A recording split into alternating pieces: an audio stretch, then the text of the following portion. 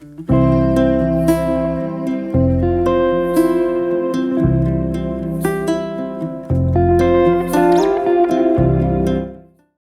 e aí por que utilizar os óleos essenciais? Os povos egípcios utilizavam para os cuidados com a pele, os cuidados com os cabelos, não apenas numa perspectiva de estética, mas também de recuperação, de regeneração, de combate a algumas doenças, de fortalecimento do seu sistema como um todo. E aí, por quê, então, que esses óleos essenciais são utilizados dessa forma? Exatamente porque eles têm potenciais diversos. Então, muitas vezes, no mesmo óleo essencial, você vai encontrar potenciais analgésicos, anti-inflamatórios, antiespasmódicos, regeneradores celulares, imunoestimulantes, infecciosos, antissépticos. Um óleo essencial serve para tudo? Pode não servir para tudo, mas ele serve para muita coisa. Dependendo da maneira como você utiliza, fazendo boas sinergias, fazendo colaborações evolutivas com outros aromas, com outros óleos essenciais, você pode ter um amplo alcance das possibilidades terapêuticas. Então, eu trouxe alguns aqui.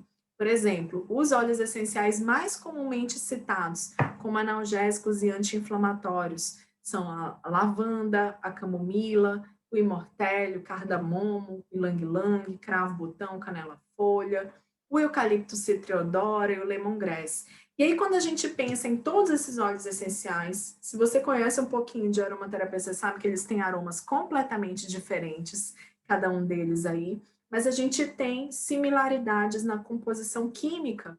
Então, a lavanda, por exemplo, tem os álcoois, tem ésteres, que tem essa função analgésica anti-inflamatória. A camomila romana também tem alguns ésteres na sua composição que vão produzir esse efeito. O imortélio, o cardamomo, o ilang-ilang, da mesma maneira. O cravo-botão e a canela-folha, eles têm um componente que é, inclusive, muito ressaltado pela sua ação analgésica, o cravo, inclusive, muito presente nos consultórios odontológicos, porque ele tem um forte potencial analgésico. E pode ser muito útil para dores, por exemplo, na gengiva, assim como dores musculares, como inflamações tendinomusculares, ele pode ser bem interessante para esses casos. Assim como o citriodoro e o lemongrass, que são ricos em aldeídos, esses aldeídos têm um potencial anti-inflamatório e, por reduzir a inflamação, também, por tabela, diminuem a dor. Já os óleos essenciais mais comumente citados como antiespasmódicos são o anis estrelado, erva doce, o funcho, manjericão exótico, estragão. Todos eles são ricos num componente que é um metil-éster, chamado de ou metilchavicol ou também chamado de estragol. Esse componente, além da ação antiespasmódica, ou seja, ele age sobre a nossa musculatura, reduzindo os espasmos musculares, também tem uma ação hormonal. Então, eles são muito úteis, por exemplo, para cólicas do período da TPM.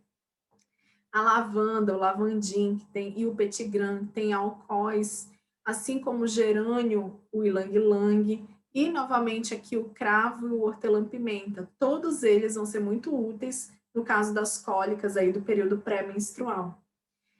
Já os potenciais imunoestimulantes, anti-infecciosos, antissépticos, são principalmente encontrados nos óleos essenciais de tomilho, tomilho timol, tomilho cavacrol, orégano, timol, cavacrol, a canela, as canelas, tanto folha quanto casca, o cravo, botão, cravo folha, palma rosa, gerânio, louro e os eucaliptos. Eles têm os primeiros que eu citei, os tomilhos, os oréganos, as canelas e os cravos, eles têm componentes fenólicos. Essas moléculas fenólicas, elas têm uma forte ação anti-infecciosa, combatem fortemente as bactérias, os fungos, os vírus. Eles são, assim, os matadores gerais. Eles chegam com o pé na porta, limpando o organismo.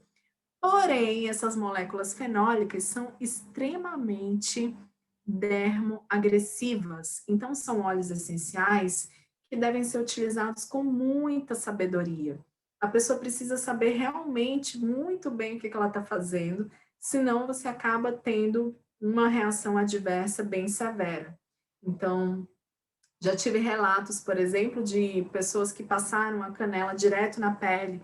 É uma sensação de queimação muito forte, dá muita dor, porque ela realmente é muito dermoagressiva. Já os óleos de palma-rosa, gerânio, louros, eucaliptos, eles são muito antissépticos, ajudam bastante a combater os micro-organismos, mas eles não são dermoagressivos. Aliás, com exceção da palma-rosa, que é sim dermoagressiva, mas os outros não, são utilizados com mais tranquilidade. Muito embora, apesar dos óleos, a maioria deles não terem um forte potencial dermoagressivo, a gente sempre recomenda que se faça uma diluição para passar na pele, por exemplo. Bom, e aí outros potenciais que a gente pode encontrar, como potencial citofilático, regenerador celular, muito útil na recuperação dos tecidos, especialmente com finalidade estética, podem ser utilizados em máscaras faciais, em sérums faciais, que são o líbano, a mirra, a rosa, o sândalo, o gerânio, lavanda, mas não apenas isso, é claro, né? Esse é um aspecto dos potenciais terapêuticos de cada um desses óleos essenciais. Eles têm muitos outros, podem ser utilizados de diversas formas diferentes. Então, a gente não teria tempo de abordar profundamente cada um desses potenciais, mas eu trouxe aqui para vocês principalmente os potenciais antimicrobianos. Então, potencial antifúngico, que já é bem documentado. Esses potenciais de combate a fungos e bactérias, principalmente, eles são estudados há muito tempo. Então, desde o início do desenvolvimento da aromaterapia contemporânea, vocês viram que já existia um estudo nesse sentido, de combater um micro-organismo. E esse estudo foi se desenvolvendo principalmente na França, mas também em outros países, e especialmente no pós-guerra, depois da Segunda Guerra Mundial, houve um boom do estudo dos óleos essenciais nesse sentido de combate dos micro-organismos. Então, a gente já tem um material assim bem documentado em relação a esses potenciais. E aí, os óleos essenciais têm um excelente potencial antifúngico. Eles combatem os fungos porque eles alteram a membrana do fungo, eles fazem uma perturbação da membrana do fungo e se inserem entre as proteínas de membrana. Isso vai dificultar a aderência dos fungos na nossa mucosa, na oral, na mucosa vaginal, por exemplo.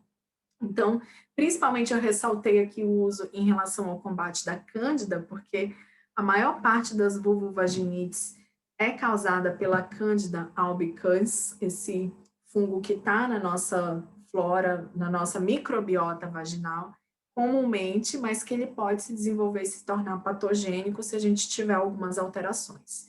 Então, a Cândida é bem sensível a alguns óleos essenciais, isso já está bem documentado, e ela é, inclusive, mais sensível aos óleos essenciais do que aos medicamentos azóis que são comumente utilizados, fluconazol, miconazol e outros azóis que são, clotrimazol, outros azóis que são utilizados comumente para se combater a cândida, não só albicans, mas as cândidas não albicans também.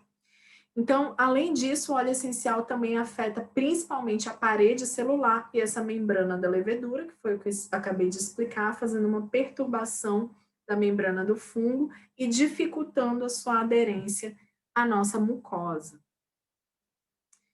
Também existem bastante estudos relacionando o uso antiviral dos óleos essenciais, principalmente nesses tempos que a gente tem vivido, as pessoas têm procurado bastante por esse potencial. A gente não tem tanta pesquisa assim, mas tem algumas que são bem promissoras e que elas nos falam que os óleos essenciais, na verdade, eles têm o potencial de se fixar no envelope viral, que é feito de proteína. Então, eles intercalam as proteínas virais e acabam destruindo esse envelope viral.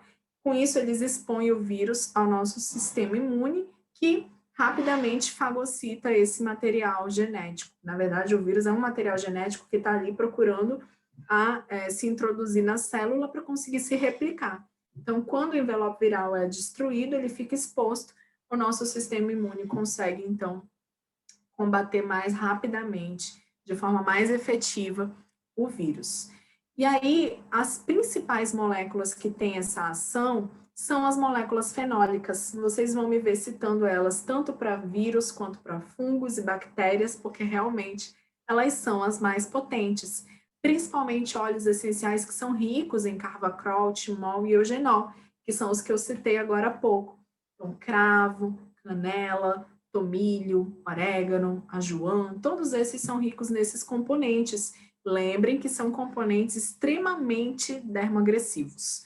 Também existe uma outra classe de componentes químicos que estão presentes nos óleos essenciais, que são igualmente potentes, igualmente eficientes no combate aos vírus, mas eles são menos agressivos à nossa pele, que são os álcoois terpênicos. Então, óleos essenciais ricos em citronelol, geraniol, linalol, mentol, terpineol, tuionol, são muito potentes. Eu poderia citar como alguns desses exemplos aí, palma rosa, o tea tree, a própria lavanda, as mentas e o óleo de tuia.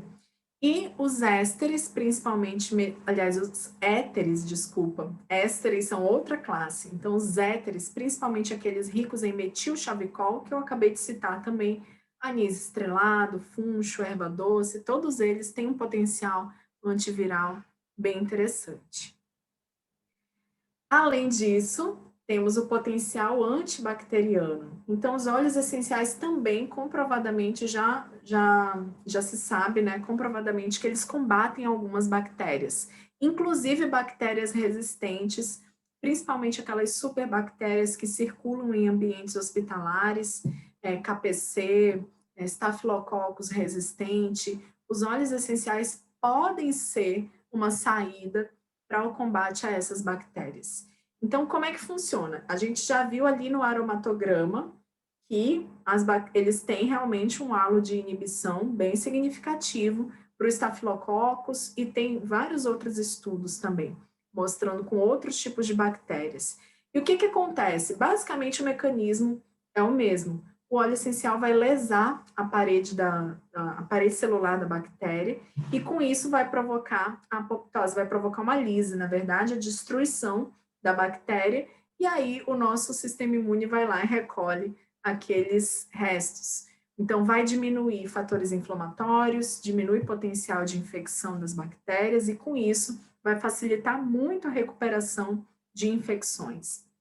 E aí, os principais óleos essenciais que combatem as bactérias são também os fenóis, e tem um estudo bem legal com o óleo essencial de canela, onde ele foi capaz de combater tanto bactérias gram-positivas quanto bactérias gram-negativas.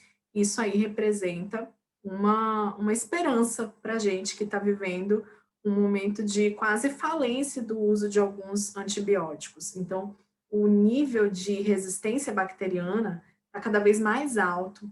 Muitas pessoas desenvolvem essa resistência e estima-se, existem algumas perspectivas aí não muito animadoras para os antibióticos, né? Estima-se que no máximo em 30 anos a gente não vai ter mais efetividade dos antibióticos que são comumente utilizados hoje. Por que isso acontece? Porque a gente acaba ingerindo antibiótico em durante a cadeia de produção dos alimentos, muitas vezes os antibióticos são utilizados para os animais, para os gados, para as aves, e aí circula então um leite que já está impregnado de antibióticos, as carnes que estão impregnadas de antibióticos, e isso a gente vai absorvendo e vai criando também mecanismos de resistência. Então, cada vez mais as superbactérias estão se proliferando. E os óleos essenciais poderiam representar uma saída eficiente, justamente porque eles têm uma composição muito complexa. Eles são, com as suas centenas de componentes químicos, eles são muito mais dificilmente combatidos pelas bactérias. Então, a bactéria não consegue fazer um mecanismo de resistência tão eficiente ao ponto de combater centenas de componentes de uma vez só. E ainda tem uma questão interessante em relação aos óleos essenciais, é que a cada plantio, de uma colheita para outra, você tem uma determinada característica do óleo essencial. Você pode ter uma mesma planta. Vamos pegar o tea tree, por exemplo, ou melaleuca, que é muito conhecido pelos seus potenciais bactericidas. Você pode ter a mesma plantação de melaleuca, mas uma colheita no ano 2020 vai ser diferente da colheita 2021, porque existiram fatores variáveis ali, de qualidade do solo, de exposição ao sol, de chuva, e tudo isso vai influenciar a produção de componentes aromáticos presentes naquela planta. Então, por mais que a gente tenha uma composição próxima de um óleo essencial de um ano para o outro, mas ele tem pequenas variações que, no final das contas, acabam importando no combate a esses micro-organismos e na interação com o nosso próprio organismo também. Então, é uma complexidade que é linda de ver, a natureza é muito sábia e a gente pode ter, então, grandes aliados nesses óleos essenciais.